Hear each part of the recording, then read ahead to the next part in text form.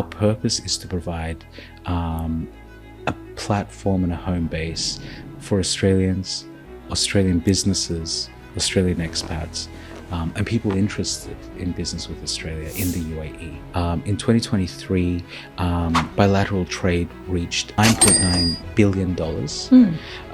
Bilateral investment, just under $21 billion. The UAE and Australia have entered into a CEPA, a Comprehensive Economic Partnership Agreement. Okay. Essentially eliminating and lifting what may be seen as sort of restrictive tariffs and things like that are probably going to be, I mean, there are predictions that up to $1.7 billion enhanced trade in the next year, but I think it'll be even much more than that in the years to come.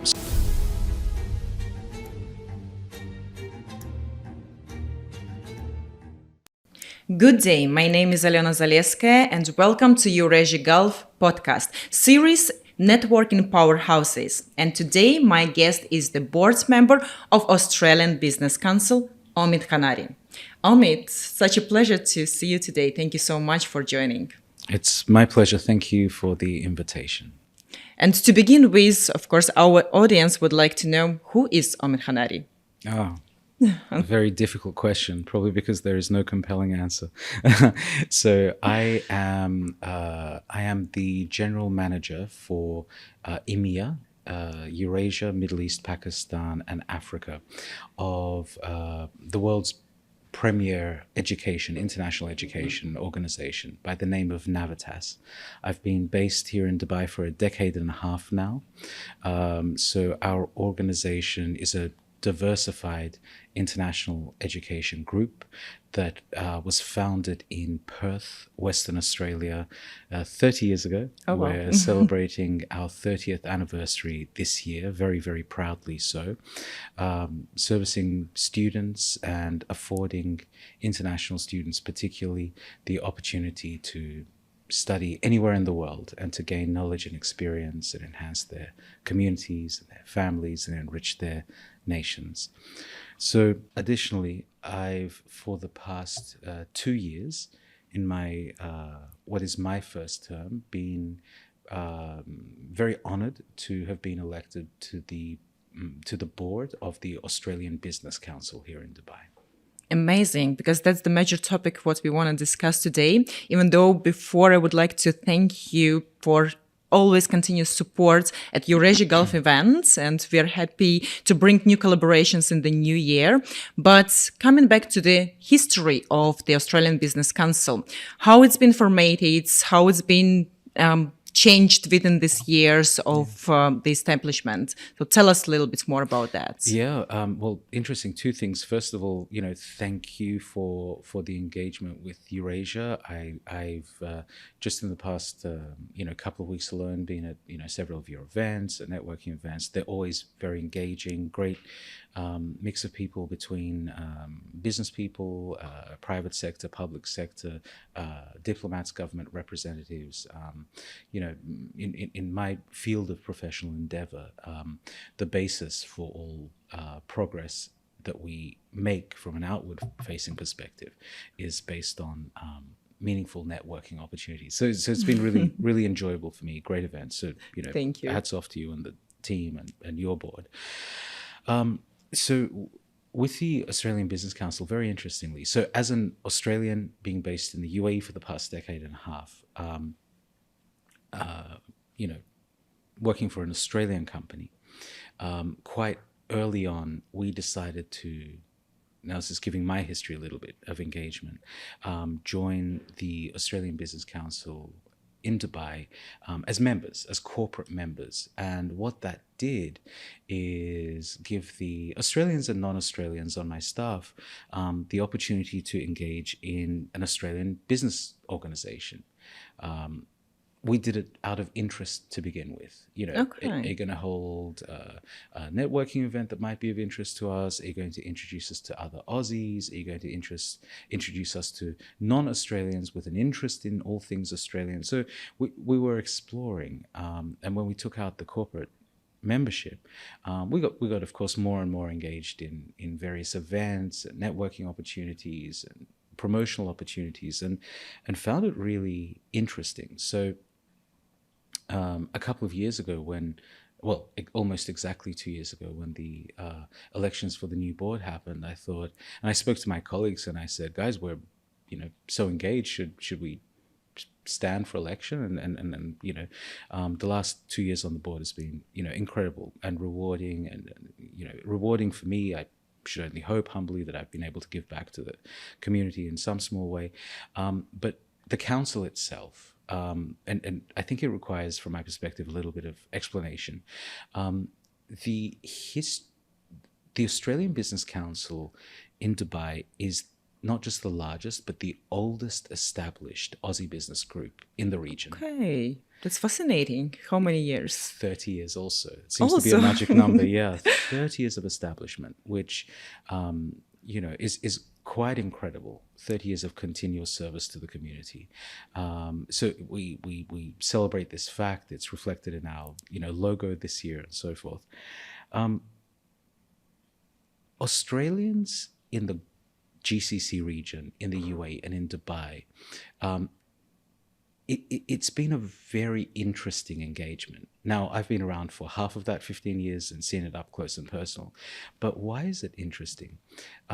There is seldom an element of government, the private sector, an industry that when you are in Dubai, you don't find an Australian. There is something about the cultural adaptiveness of Australians who are living here as expats that just seems to work. The contribution seems to be great. My field of expertise, the recognition of the quality of the educational backgrounds of Aussies relocating to the UAE is a highly respected set of credentials. We see even in the primary tertiary sector, Australian schools are very well respected. Australian companies are synonymous with quality. Australians are seen in a very positive light as being very warm and friendly, just the way that Aussies see the Emirates and the Emiratis as being very welcoming and good people to engage with. So there's a natural synergy that you can see, as I say, in every element, private sector, public sector, every industry. In the UAE is Australia's largest regional trade partner, which is unbelievable.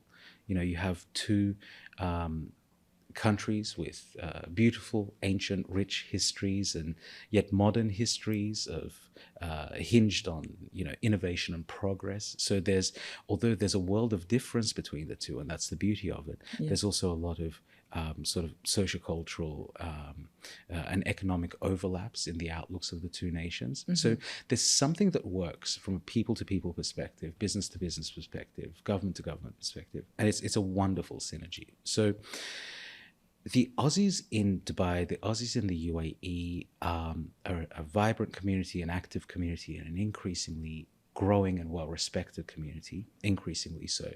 So the Business Council is really here in many ways to service that community. Now, multi-layered.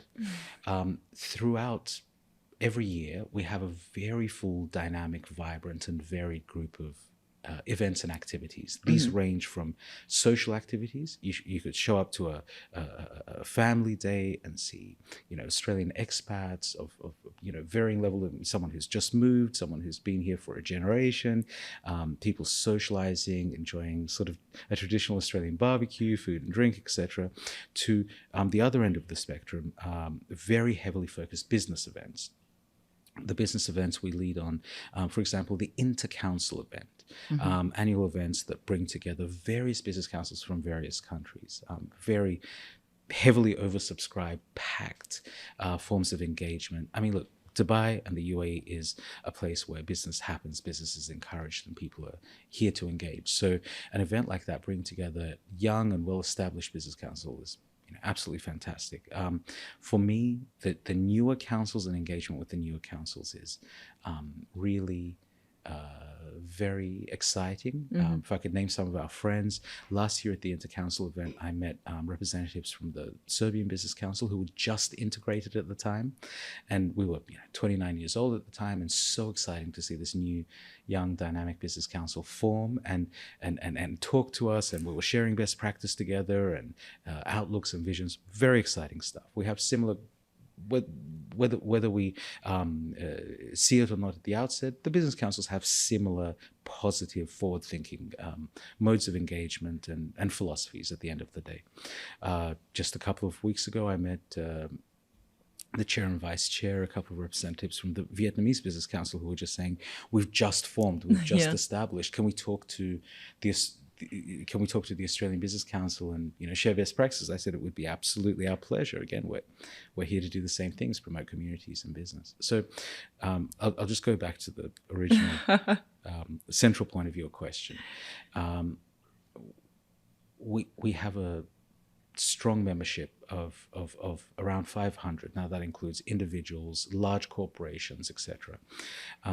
We have a social media reach of an engagement of about 20,000 people, which is incredible. Our purpose is to provide a platform and a home base for Australians, Australian businesses, Australian expats, and people interested in business with Australia in the UAE. The community and the engagement is dynamic. It's outstanding. I say it's very forward thinking, being with the Australian Business Council, it's been wonderful to see this, especially over the past 2 years, especially in the sort of the post-COVID era as it was. Things only going from strength to strength. Just marvelous, Omid. Nothing to add to that. And of course, congratulations on the 30 years anniversary. And goes without saying that, of course, the young, newly formatted business councils will look up to you and seek for advice and trying to take that best practices of what you do over these 30 years to also that help them to boost their newly formatted business councils. And of course, yes, I had the privilege previously to join some of the intercouncils events, and it's outstanding and fascinating how you can gather this amount of people and gather all the business councils over the UAE and that are presented here and make them engage in such a lively, vibrant way. That's fantastic. I love that events, but if you can also highlight in the past, maybe then 2 years of almost 2 years that you are there, that what are that achievements and activities that you're specifically proud of? Yeah, so I really, speaking personally, enjoy celebrating Australian things in the Emirates. So this year we had a fantastic, very engaging, very successful, very well attended event, which was Derby Day, a race that means a lot to Australians. Oh wow! Horse Tell race. me more. Well, it doesn't mean a lot to non-Australians, but every non-Australian I know who was at the event just absolutely loved it. It's a cultural staple, a chance to dress up and celebrate and watch this incredible sport. So isn't it wonderful to import what's essentially a bit of Australiana into the heart of Dubai? Not just give Aussies something to be celebratory and nostalgic about, but non-Australians to sort of learn that little bit. Other than that, we had very early in the morning recently the AFL Grand Final, and what a buzz to walk into an arena and see the Australian Football League Grand Final happening, the passion of people supporting their teams. Again, early in the morning, you said. Early in the morning, because we obviously have to adjust to the time zone of half a planet away, which is fun and fine. You can do that once in a while. So for me, I love the events where we import, nostalgically, yes, but also in the ethos of cultural exchange, Australian things into the Emirates. And I love meeting non-Australians at these things. Could be someone who's engaged with business with Australia, business with an Australian business, has an Australian friend, has an Australian partner. I mean, it's great. And, so that's great. But other than that, we also provide a platform to a voice for not just our sponsors, of which we have, incredible ones, Emirates Airlines, HSBC, and many others like them. Not just our members, but something that serves the community. So recently we had a taxation advisory webinar, which was very well attended. People are interested in what this means for them. Expats are interested in things like mortgages back home and property back home. We host meetings and webinars and forums. So it's not just the fun and the Australiana. It's not just an opportunity for the businesses to interact, but it's also a service to the community. So I think striking that balance, of which I have to praise my colleagues, I think the board has been very proactive and very successful in doing over the past couple of years, and for years before that as well, has been really satisfying to be part of, has been really satisfying to watch. If I could just talk for a moment more about business.